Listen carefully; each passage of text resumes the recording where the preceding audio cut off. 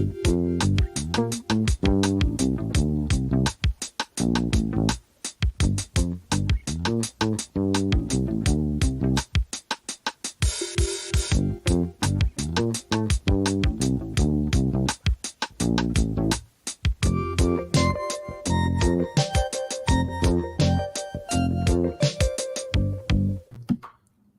everybody. Hey. Welcome to the Improv Network podcast. Hey. This is a series of conversations aimed at building stronger connections throughout the improv community. I'm James Quesada. And I'm Bob Wick. And we are your education team for the Improv Network.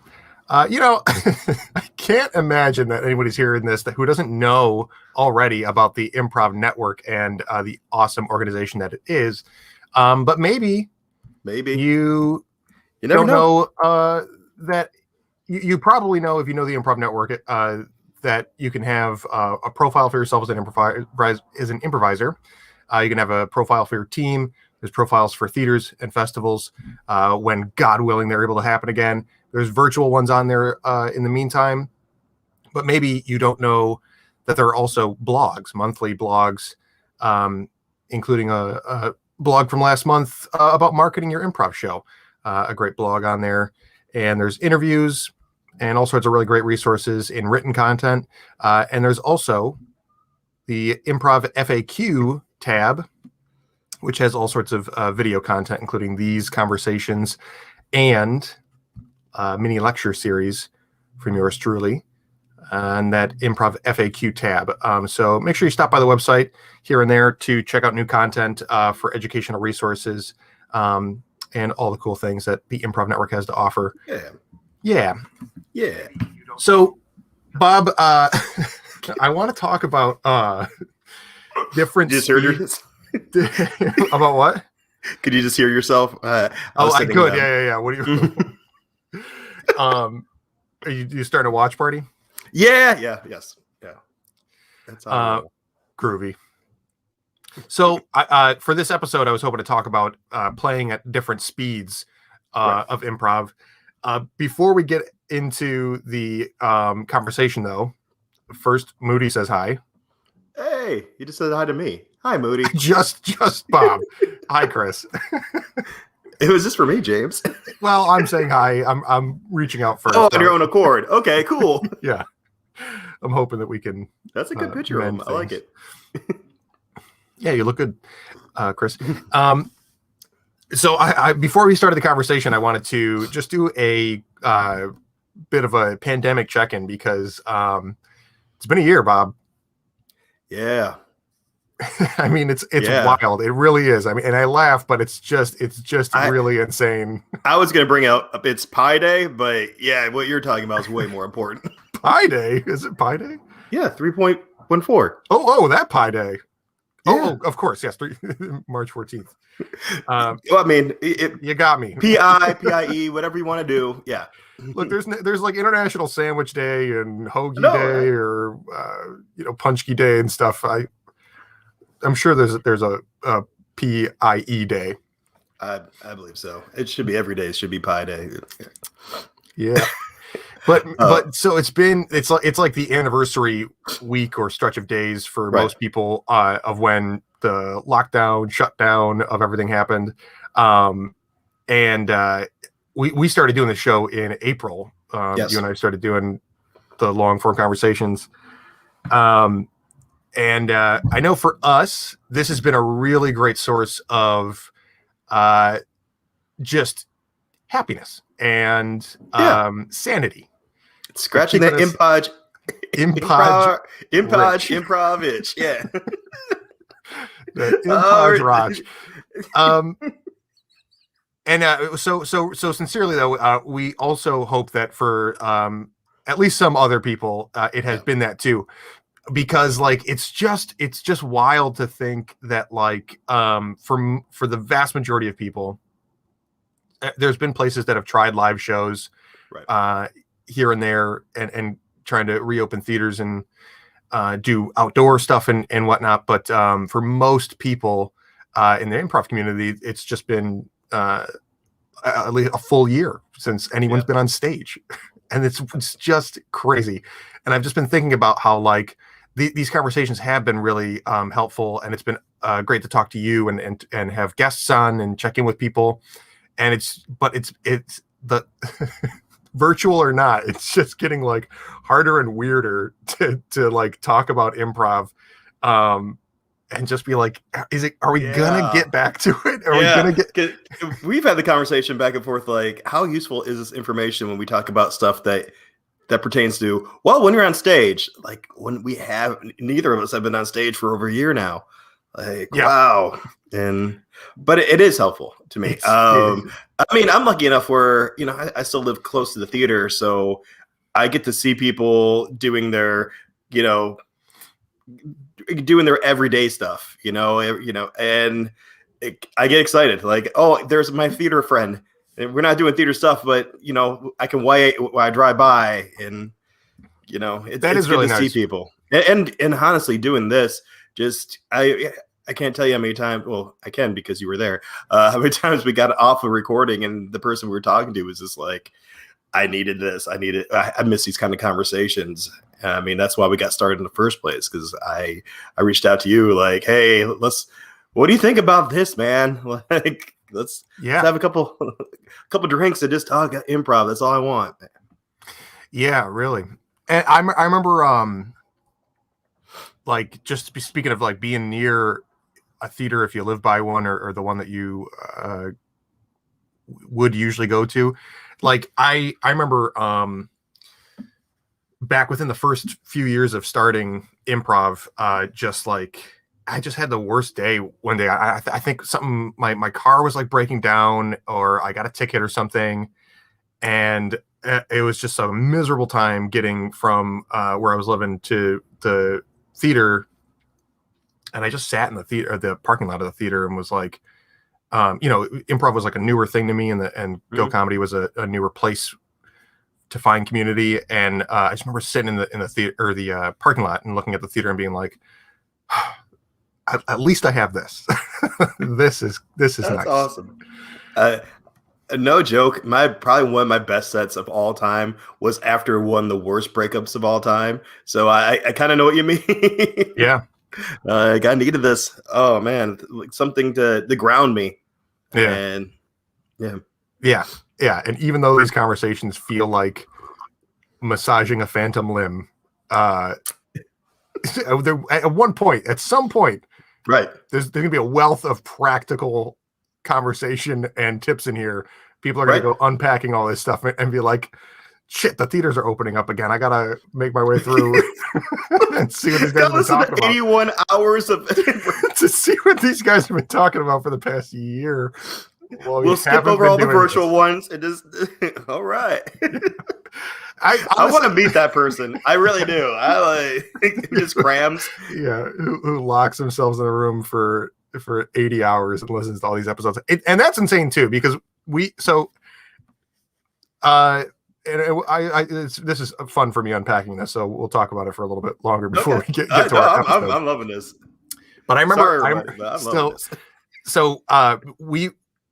you and I started doing these episodes, and we were trying to pack it in while we could. Yeah. Because we thought that it was going to lift, and then we'll have we'll have a couple weeks just in case, when we go back to our normal jobs, we can always have a couple loaded, and in case we got too busy to do this. Yes. April, May, we're like, we're people aren't going to be available forever. We're going to have to go back to work. I remember that conversation. Yeah. We made a list, like, we got to get through this list, man. Yep.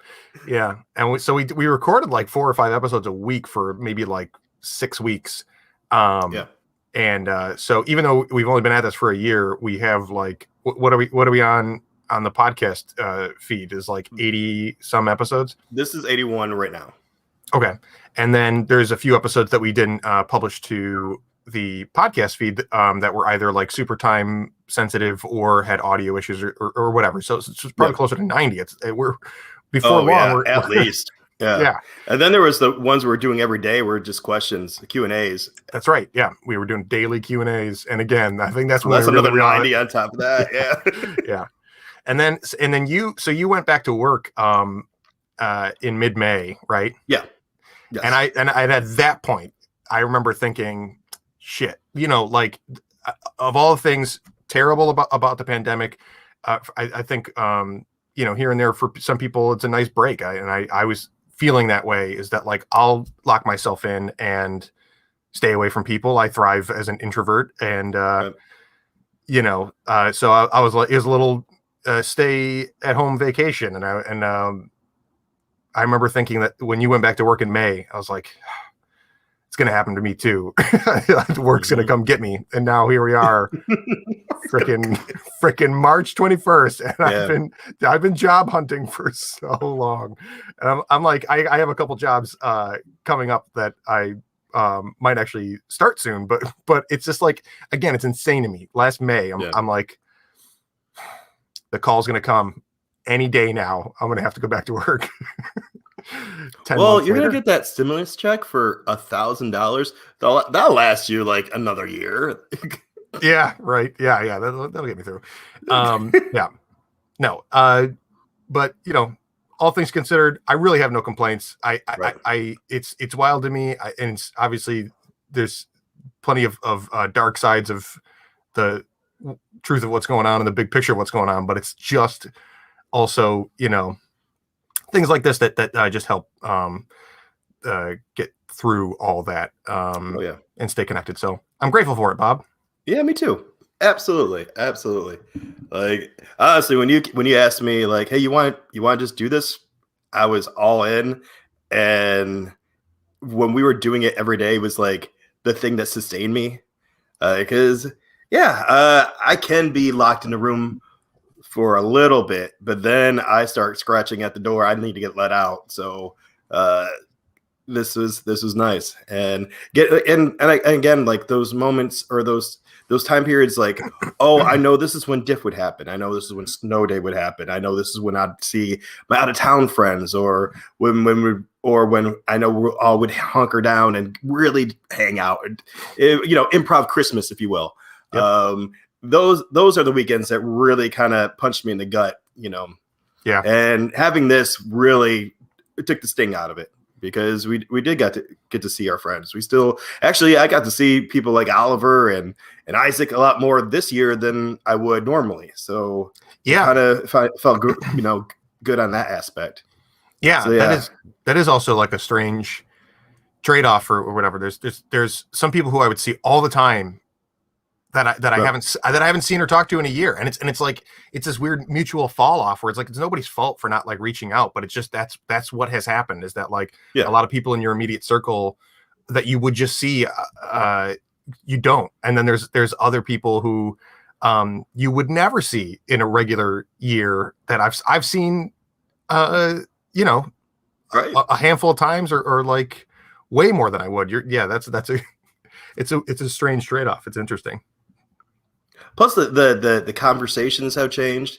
You really can't talk about, because improv. When you're at the you can, but like, what show are you working on? What totally. It's hey, a little bit of improv, a lot more personal. So I do like that. I hope that carries over when the world goes back to normal. Yeah, I agree. Well, let's get our improv fix here. Yeah. So we're talking about Improv Speeds, and I really don't know what made this topic come to mind, but I was just thinking about like mostly what it takes to practice and develop a sort of the extremes of pacing as a player. Like if you really wanted to play super fast, and we can kind of talk about like what that means or what that looks like to play really fast. Yeah. Or if you wanted to play super, super slow and super patient, getting the opportunity to do that and how to exercise it is like an interesting, thought topic. And also even if you're training that way, practicing it, being on stage, you have to really be like with a team that's doing it. Like there's what it takes to practice playing very fast or very slow, And then there's also like the agreement that it takes to play with people who are also doing that. Because if you can't just like be like, I'm going to play slow and then get thrown into a show or a jam, anybody who's playing fast is gonna trounce your Right. idea of playing slow. And also if you're deciding that you're gonna just like play super quick and impulsive and sort of wreak havoc, that can be bulldozery, or you can end up like encroaching on people or like feeling too aggressive. So to you, do you make that choice when you go on stage? Like, is that something you decide, or is that something you were just doing as a goal when you play? Or sometimes it's something that I'm working on. Yeah, is that like Okay. I want to be more impulsive. Or I remember, and I used to play with a team called Presto Changeo, one of my favorite teams to play with. That's a great team. Yeah. Oh, thank you. And our thing was playing super fast, and I went through a stretch where I wanted to work on like playing straight, playing like grounded, close to self, and sort of like patient and nuanced, and it just didn't work with that. But we have this like we do the whole quick scenes at the top opener, and it's like supposed to be this kind of blackout table of contents, and doing that with a real patient nuanced start just doesn't work. So I Right. sometimes I would make that choice, and it would kind of throw a wrench into what makes that team and our shows work.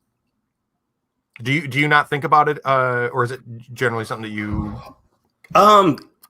Generally, I treat like the pace of a scene like a surfboard. Like I let the wave carry me, so I try to go to the pace that I feel it's naturally going.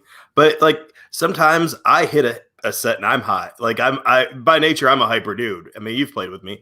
You don't see it much now when we're talking, but yeah. But there's been times where I'm myself as the actor is hyper, or just manic, and that energy comes out. It could be because just the room we're in, or the day I had. Maybe I heard like a really cool song on the way there, and it's like, all right, now I'm ready to play. Let's all really in, baby. Cool. Let's do cool this song. It's a cool song. Like it doesn't take much to get me, anyways. But like when I play with like Wick and Peterson, when it's me and Chris doing a mono scene, I think part of our goal was to take our time, because you don't want to go too fast in a mono scene. You got 20-25 minutes to have a really cool scene. And our whole goal is to make it look like a play, make it look like some, that thing we were talking about before, make it look like something that's been written. Yeah. Without having any lulls, like unless it's a lull we chose. So yeah, I mean, there'd be slow pacing, there'd be beats. It didn't always fall like the slow burn into a big arch. Sometimes we had it in the beginning and it just came in waves.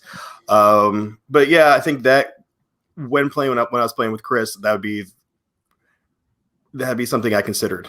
And that was more about what the scene required overall, because another thing we were trying not to do was add too much.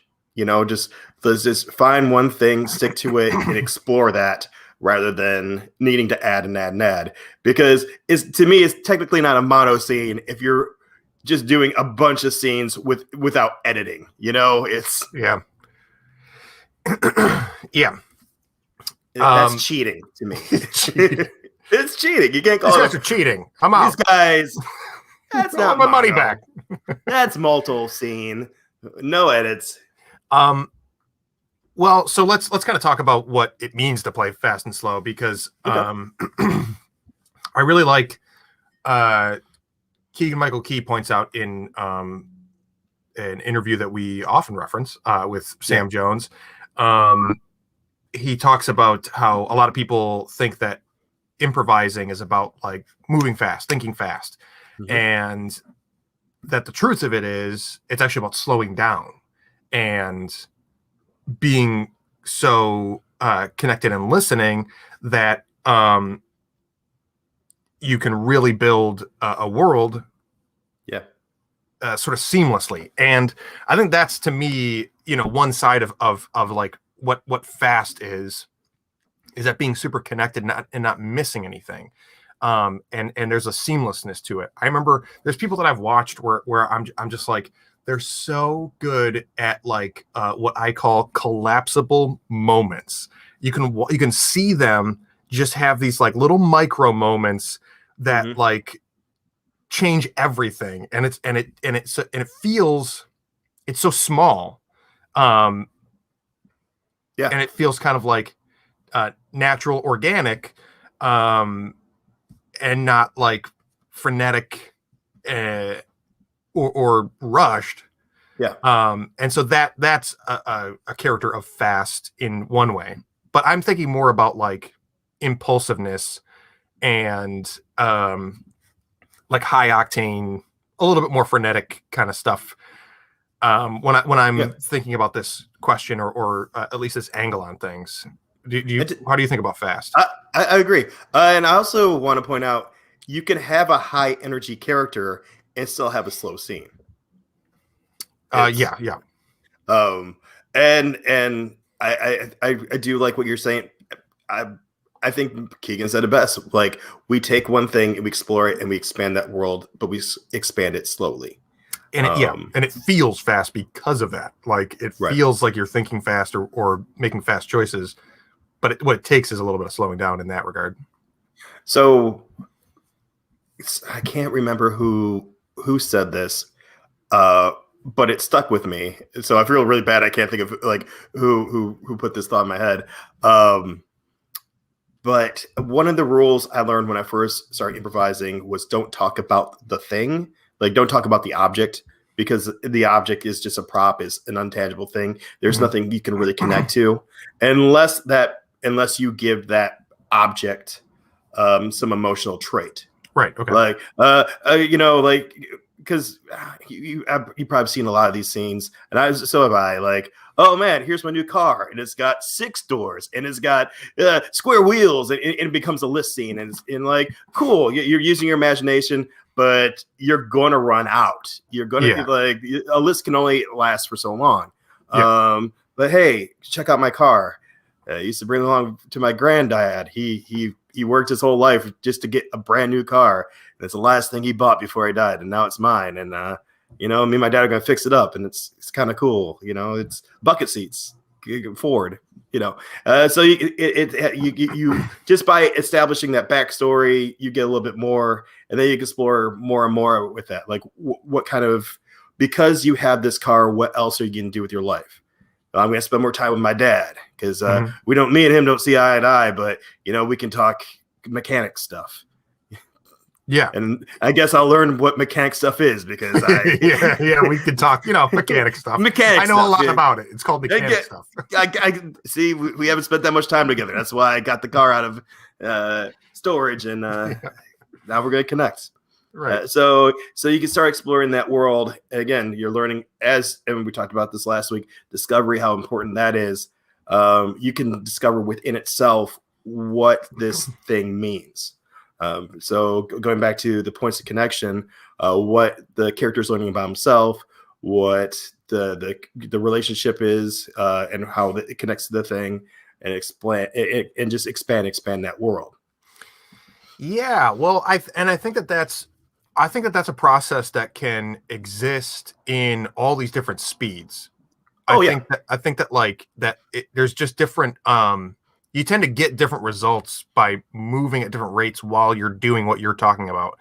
If you play a little bit slower, it's going to tend to be more grounded, and realistic. If you go faster, you probably are going to run into some like curveballs and baddie stuff. And medium, you're probably going to somewhere in between. Right. I it's curious to me, just like what is that, like there's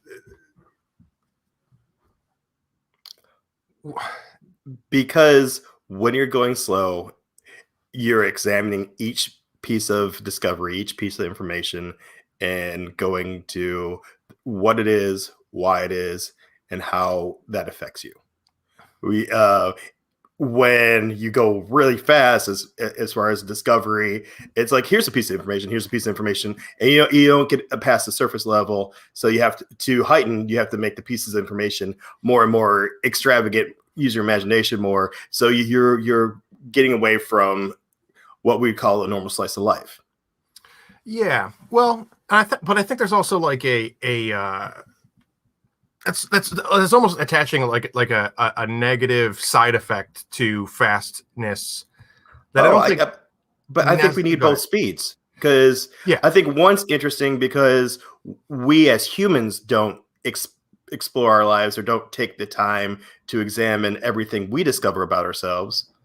But we also want to see something fun and fast and imaginative. It's like almost like the difference between like a Pixar movie and like a DreamWorks movie. Mm-hmm. Like they're both animated, but one's like, here's all the aliens, woo, and then the other one's like, I'm a car, I'm about to die. Here's everything I know. I'm gonna miss you. I don't know. I'm talking about cars. Yeah, I'm a car. I'm about to die. Pixar. that was the slow, grounded version. Cars in 2 seconds by Bob Wick. I'm a car. Yeah. Well, okay, but let's talk about slow too. We did a little bit of unpacking on what types of fast. And just for the purposes of this conversation, I'm thinking about slow play as like patient, TJ and Dave improv at the speed of life, kind of, and like maybe even like a little bit more than some of the stuff that they do. There's like slow play, patient play. I think like Jimmy Carrane or someone of that type might have coined that phrase, the slow play. Right. And it's like it's very very grounded, very close to self. And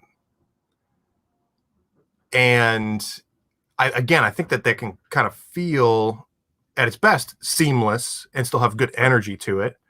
But also is kind of like, for better or worse, leaves room for depending on your goals, non-comedic moments and more dramatic stuff for like sweet tender stuff, which is definitely good to have in the mix.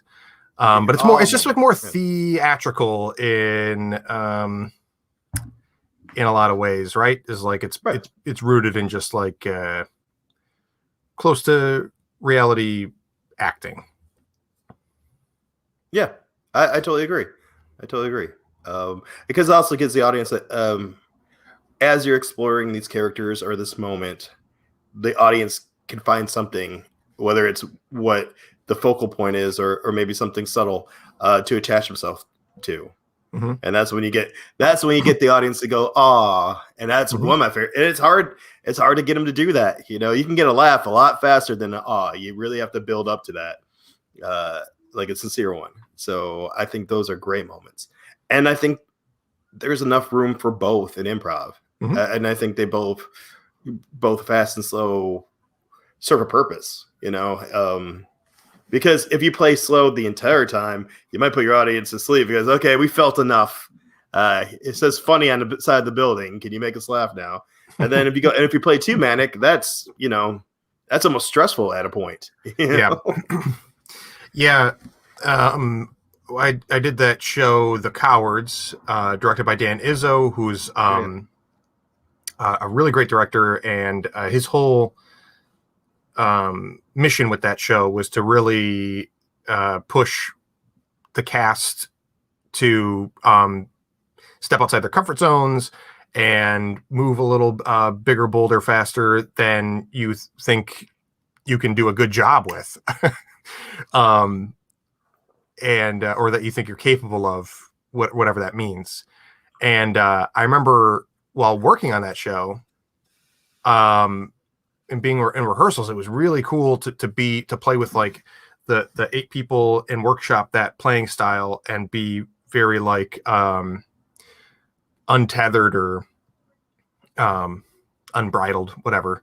And then I would jump into a show and kind of like the opposite of what I was talking about, playing slow with Presto Changeo is I would play kind of like manic or at an 11. Yeah. In at that time, just jumping into other shows, and then I started feeling like people didn't necessarily like it, but if I played with somebody who was also working on that, we could both push at that pace. Yeah, you know what I mean. And no, because I've either been around it or I've been accused, or I've had those conversations where slow performers don't like playing with fast performers, and vice versa. Mm-hmm. And it's like I never understood that, because I like the challenge of, oh, that's your style, can I do that too? Not trying to copy, but just like, can I add that to my repertoire? Can I broaden my range as a performer by including a style, or I guess just a style of somebody else, or really, you really push yourself out of your comfort zone. You're not making choices that are comfortable or usual to you. So if I decide, okay, today I'm gonna play with the silliness of like I don't know, of Isaac with the physicality of James. What does that look like? What does it look like when Bob does it? Because of my height, I'm limited to do what you do. I can't do all the. But what is my version of that? And do I like it? I hope so, because we're playing. We call it playing for a reason. Mm-hmm. Yeah, and I guess that's kind of my question is that, like, I think that like the as our conversations often come back to, it's good to have both in the mix. There's a place for all sorts of styles, and what I'm kind of wondering though is that, like, it seems with pacing or speed of play, again, it's what kind of got me thinking was like this agreement that you need to play that way, right? And like how quickly it can fail or become problematic if you try to play at a pace that the other people you're playing with aren't also aiming at. So like if it's good to have both and to be able to do both so that you don't get mad at people when they're playing at a different rhythm than you. What is the best way to practice both speeds? And how important is it? Like, maybe at this point I'm kind of thinking like, I wonder if that's kind of a key ingredient of curriculum or the early stages or, first few years of practicing and rehearsing improv. I think so. I think, well, because we've talked a lot about playing at speeds to play at the comfort of your other performers, but sometimes you have to play at a speed that's comfortable for the house you're playing for. Mm-hmm. We played for off-site gigs that are for people who are not aware what improv even is. So playing fast and manic could be, I don't know, off-putting. Mm-hmm. So maybe taking your time a little bit with that until they get comfortable, then really going fast. Or I don't know, if we were to go to the TikTok awards show and play for them, you probably would want to go really fast, because that is an audience that's used to 1 minute scenes. They don't really want to see it. The TikTok award show. Yeah, the TikTok award. Featured improvisers. You laugh now, but by 2023, there's going to be a TikTok award show. They're going to see that clip and be like, yeah, he was right. Here we are. And the featured performance is just a 50-minute mono scene. Yeah.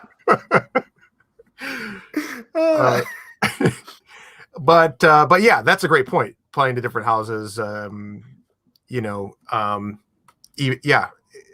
sure there's a slew of stories of people who are in troops or teams that play at a very particular pace and Yeah. maybe go to as a guest to a different show, different theater or a festival or something like that. And it just doesn't click with the audience because maybe the community is used to something different. And yeah, exactly. Slow prov is not as engaging. It's boring or whatever. Fast, manic is where's the jokes? Obnoxious. Yeah. Mm-hmm. I don't want to feel something. I want to be entertained.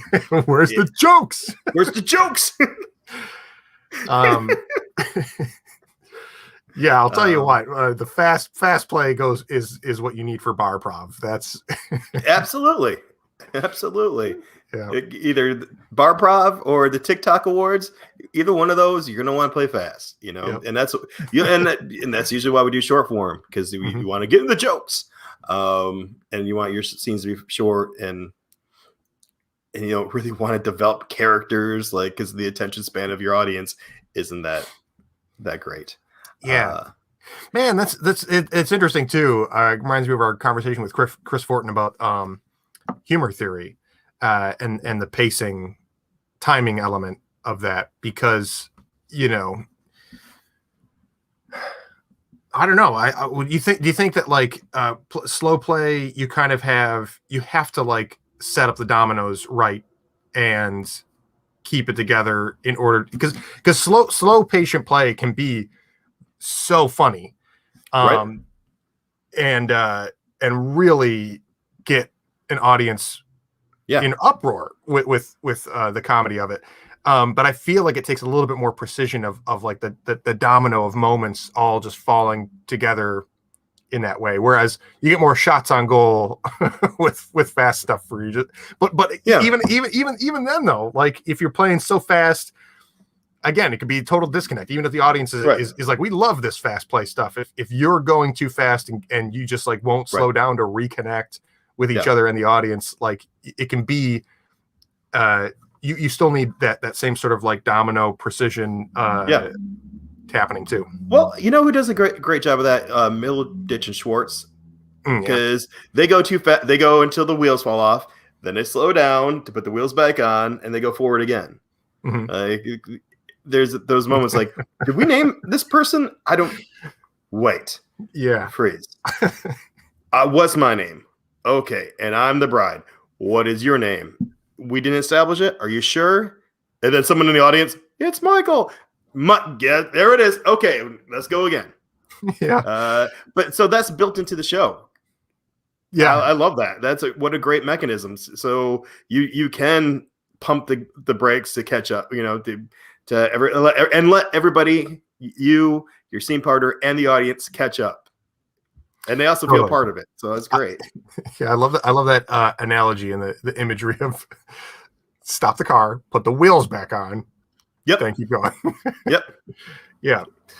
Yeah. I don't know what do you think about practicing these things?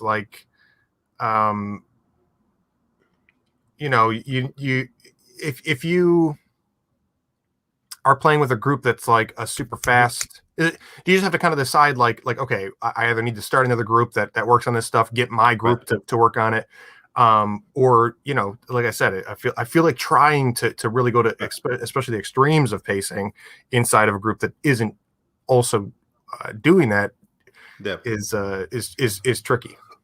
If the whole group loves playing fast, that's hard to get them to pump on the brakes because as soon as they get out of rehearsal, they forget everything you talked about pumping the brakes. I had to give that note to Brenda a lot because that group just matched really well together, and they were so much fun to play with, and they had a lot of fun on stage. But if I had $1 for every time I said slow the fuck down, I would have bought a bigger house. But they did play well, and I couldn't really get them to slow down because of the fun factor. And I didn't want to take that out of the equation. The only thing I could do is get nitpicky and hey, you said this, but in the beginning of your scene, and since I have the advantage of being the audience member who you're playing for, you said this, and now you're contradicting yourself, or you're contradicting something your scene partner said. So you have to get nitpicky, you can play this fast, but you have to learn how to listen better. So if unless you have that mechanism, built in like Middleditch Schwartz, where you can catch up and adjust and make it, okay to make those kind of mistakes and contradict yourself, you don't really have that luxury of going this fast. You have to slow down because you can't listen this fast. You can talk this fast, but you're not respecting what we're trying to build here. Snaps. Yes. Snaps for Bob. Yeah. You can talk that fast, but you can't listen that fast. Right? Yeah, that's great. Yeah. So I'm just trying to think of like a couple exercises that were really helpful to me or interesting to workshop on like speed or these two sides. I have a couple. The first one, and they're very, very, very similar. The first one is you have to repeat what your steam partner just said verbatim. It's more of a listening exercise, but it's also a pacing exercise because the first round you do it and you say it out loud. So you say it out loud and then you reply to what they said. And then stopping at any time. You're just saying the words, but you're hearing them saying it, but not listening. The second round you say the thing what your partner just said in your head and then reply. So there's always that pause. And you can tell when a student start skipping it because they don't do this thing in their head, because people normally do this when he said this. And you call them out on it and like, no, you're not listening. Or you're not saying the thing. Say the thing in your head and then do it.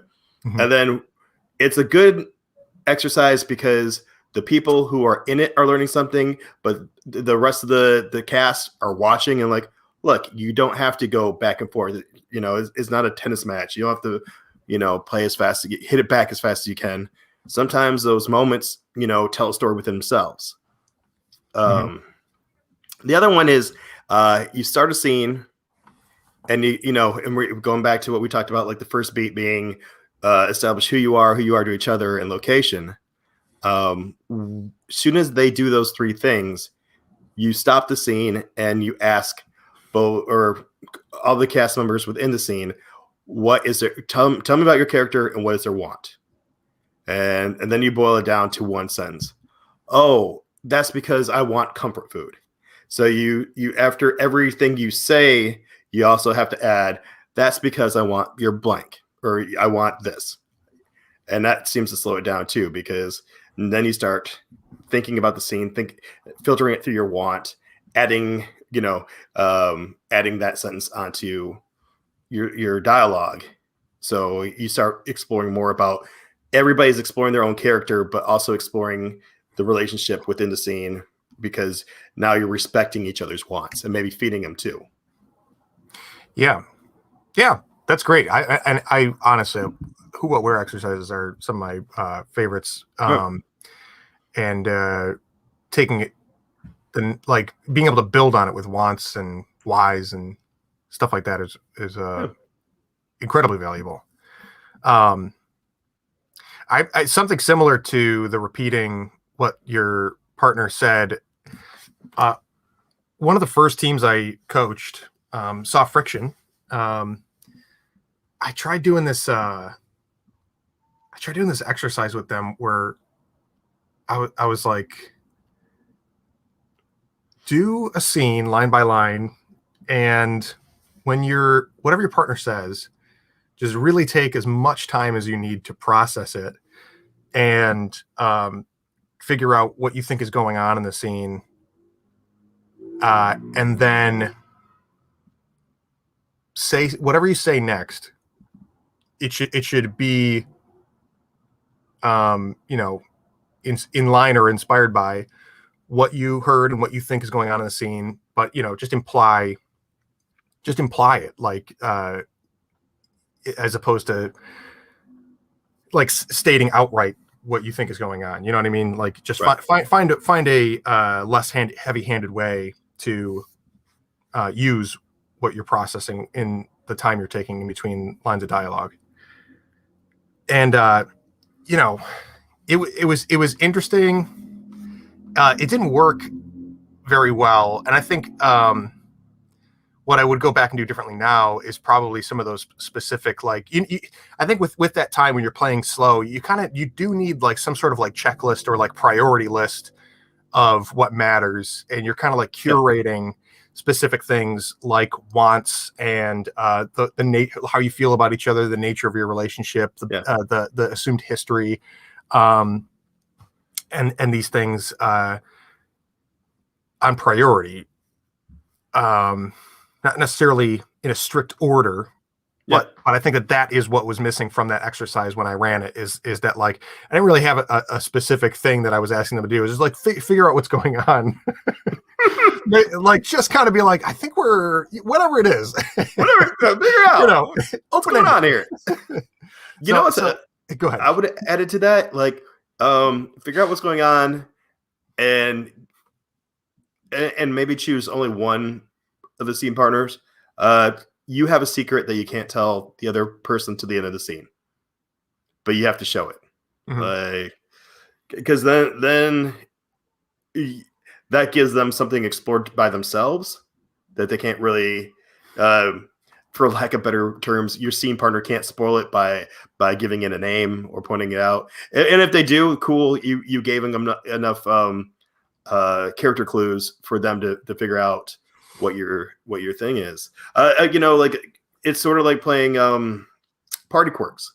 Like you have this secret, and if you play, a lot of people, when we play party quirks, the whole thing is just trying to guess my quirk. Right. Yeah, but you can do that scenically, and that game could go for an hour, but be an interesting scene. We don't really do that in short form because it's a guessing game. It's already long enough. If we started adding like a story arc to that, but it also could be really cool. I mean, how many party scenes are there in comedy movies? Like, you can do that and make a strong scene. You got interesting characters. They all have their secrets. They all have their wants. Most of the, I mean, you can attach like, I have a secret. I want you to know it because I want to be seen. Cool. What an interesting drive. Yeah. I mean, I like that. I think that there's something like missing in the like. It's a tricky balance, especially for like early improvisers, and I'm even still having trouble like figuring out how to boil it down into an exercise in a way that's like clear and useful.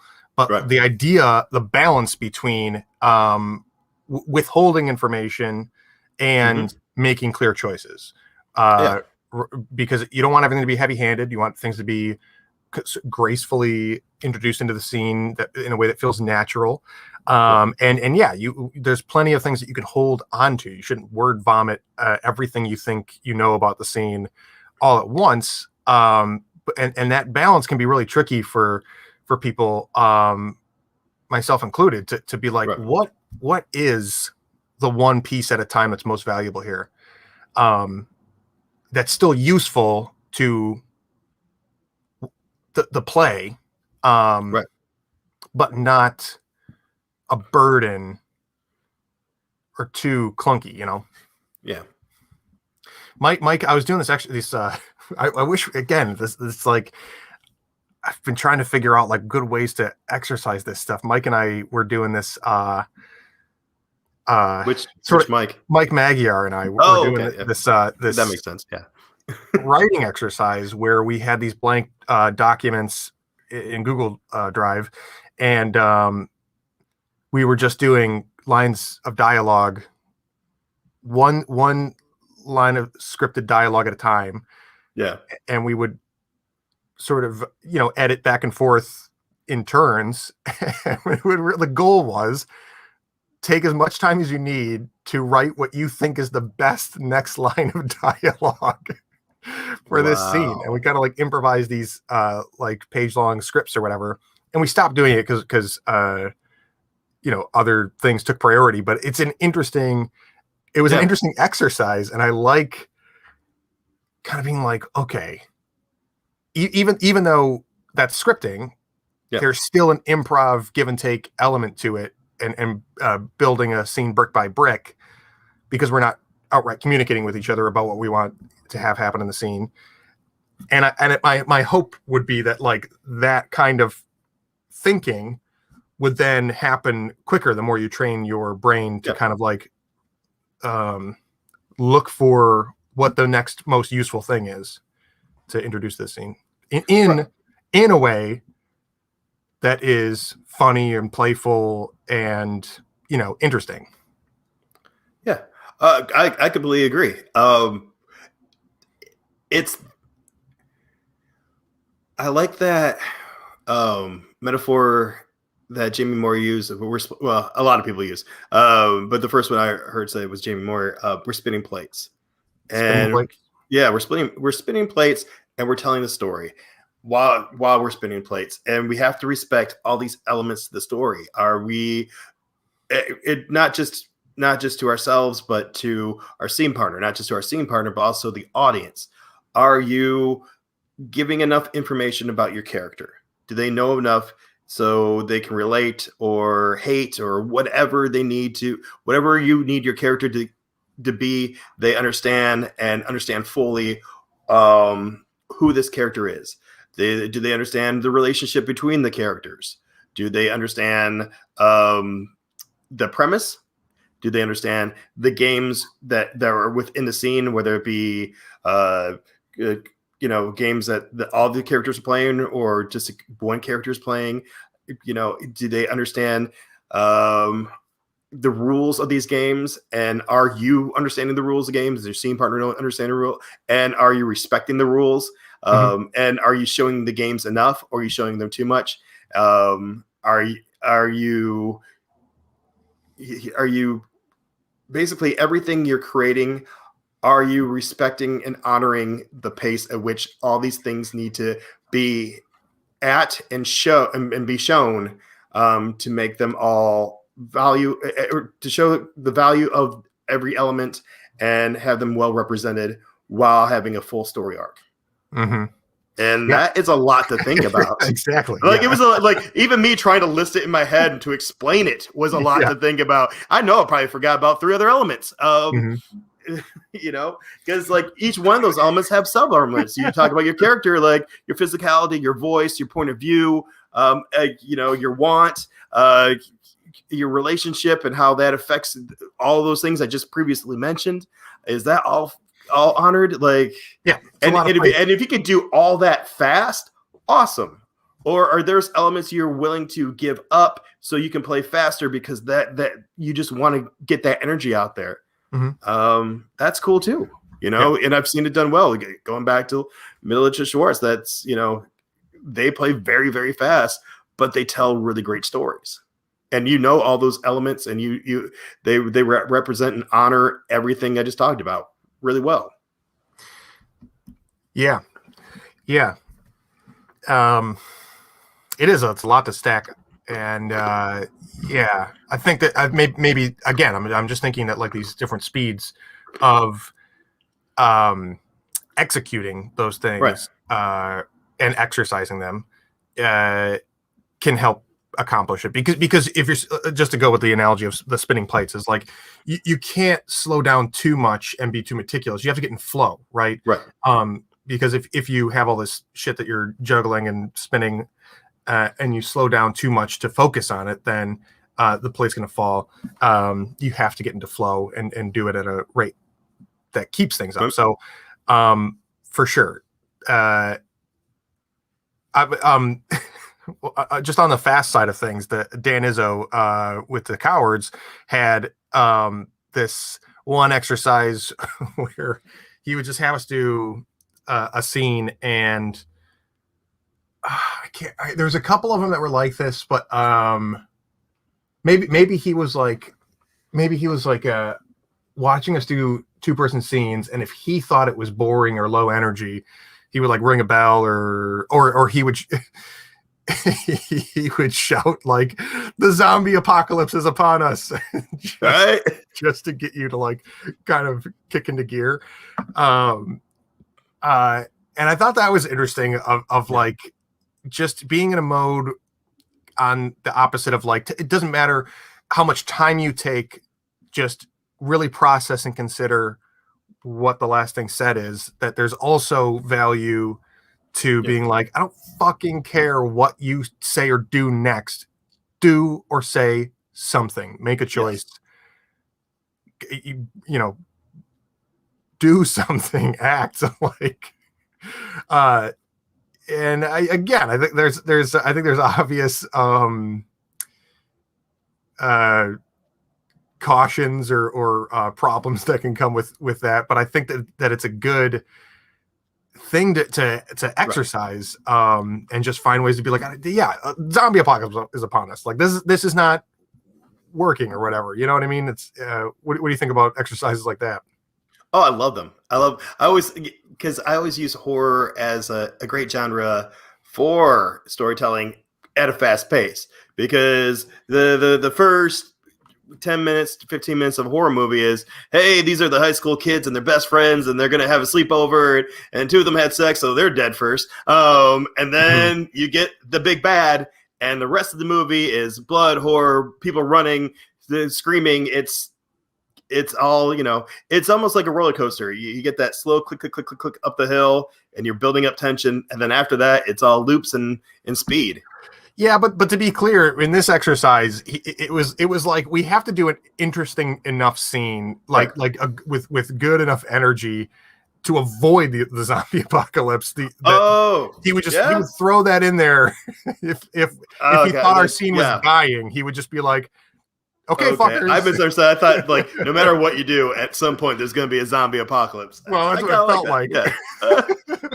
but the goal was to like, have good energy constantly throughout your scene, and be making bold choices for yourself that are engaging and compelling. And it doesn't matter if it's like for our exercises, it was like, it can be like a breakup scene between a couple, or whatever. Like, it can also be dragons on the moon.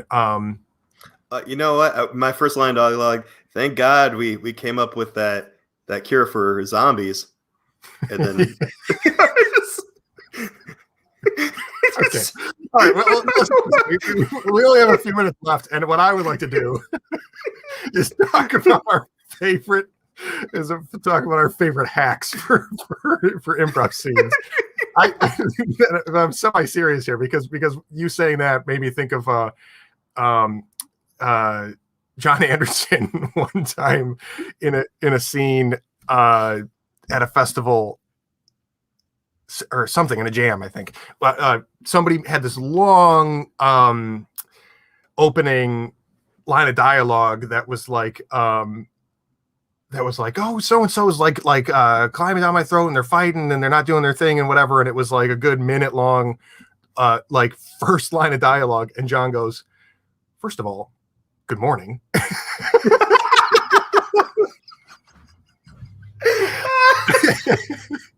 And I'm like, that's the kind of thing where I'm like, I have not used it, I would have loved but like, that. I want to. Yeah. I just know that, like, if it's a good fun thing to have in the back pocket, like, hey, well, good thing we found that cure for the zombie apocalypse. Yeah. One of my favorites is That Makes Me Feel, because that's a great way to ground something. So no matter what wild thing someone says, especially like in a jam situation where you're just playing with somebody who might come with something loaded, you can always ground this scene by saying, oh, that makes me feel blank as a character. And that's one of my, not go-tos, but it's on my shelf. I can take it down if I need it. Yeah. Well, you're getting actually useful now. Yeah. There's always closing the window to the audience member who's loud. Yeah, I'm trying to think of other ones that it's kind of similar to the first of all, good morning. I saw I can't remember, maybe their name was Winter Break. There's a 3-person troupe from Chicago that came to go and did this really fun organic show. And again, one of the guys ended up in the audience and another player on stage. And the player on stage was just seated in a chair talking out to the audience, and he was talking about like this horrific car accident that he was in, and again it was like this long story, and then the player in the audience goes, okay, we just asked you to describe a positive customer service experience. Again, I just love the the slow burn of letting somebody just rant or do whatever they're going to do for as long as they want, Right. and then having a back pocket twist or reveal of context. That's awesome. Bob, we got to end. Oh yeah. Oh my God. Yeah. Yeah. Oops. It's been a great conversation. I loved unpacking this stuff. And thanks for everyone for tuning in. Moody, if you're still with us, didn't even get a hello, not even by the end of the hour. Take the hit, James. I'm gonna keep trying, Chris. But you're watching us on the Improv Network podcast, on the Improv Network Facebook page or the Improv FAQ YouTube channel. You can also find the Improv Network podcast downloadable anywhere you listen to podcasts. Go to hey, Dave Costa. Hey, Dave. You can also go to theimprovnetwork.org for all those great resources that the Improv Network has to offer, and check out blogs and resources and the Improv FAQ video content there. Thanks so much, everyone. Have a great day. We'll catch you next time on the Improv Network podcast. Bye.